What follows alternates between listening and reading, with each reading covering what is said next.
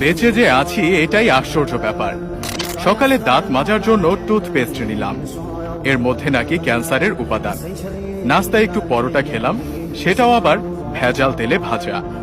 সুন্দর দেখে একটা কলা খেলাম, তাও আবার কার্বাইড দিয়ে পাকানো।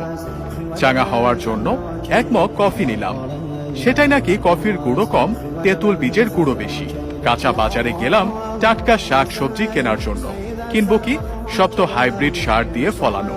মশলা আর হলুদ গুঁড়ো নিলাম, ওতে আবার লেড আর ক্রোমাইড কেমিক্যাল মেশানো। সয়াবিন তেল দিয়ে রান্না করব, সেই তেলের অর্ধেকই নাকি পাম অয়েল মেশানো। মাছ মুরগি খাবো, কিন্তু সেগুলোকে ভেজাল পোল্ট্রি ফিড খাইয়ে বড় করা হয়। গরমের দিনে একটু তরমুজ খেতে মন চাইলো, সেটা নাকি পটাশিয়াম পারম্যাঙ্গানেট দিয়ে লাল করা। বাচ্চাকে আমলিচু খাওয়াবেন, ওগুলোও তো আবার ফরমালিন দেয়া। একটু মিষ্টি খেতে মন চাইলো, জিলাপি নিলাম, সেটা নাকি পোড়া মোবিল দিয়ে মচমচে করা।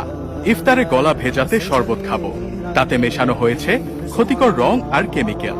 খেজুর কিনলাম, চড়া দাম নিয়ে ধরিয়ে দিল 3 নম্বরই খেজুর। ইফতারে মজা করে মুড়ি মাখানো খাবো, সেই মুড়ি ইউরিয়া দিয়ে ফোলানো। সরিষার তেল দিয়ে মাখিয়ে খাবো ভেবেছিলাম, সেই তেলেও তো ভেজাল। সুন্দর দেখে বড় বড় পেঁয়াজও কিনেছিলাম, খেয়ে মনে হলো বড়া খাচ্ছি। আলুর চপে আলুর নামগন্ধ নেই, বেগুনিতে বেগুন খুঁজে পেলাম না। সবজি চপ মুখে দিয়ে মনে হলো খড়কুটো চিবাচ্ছি। প্রোটিনের জন্য গরম দুধ খাওয়া দরকার, কিন্তু গাভীর পিটুইটারি গ্রন্থিতে ইনজেকশন দিয়ে নাকি অতিরিক্ত দুধ দোয়ানো হয়, তারপর আবার মেশানো হয় 1 বালতি পানি। এত ভেজাল খাওয়ার পর 2-1টা ঔষধ না খেলে তো শরীর টিকবে না।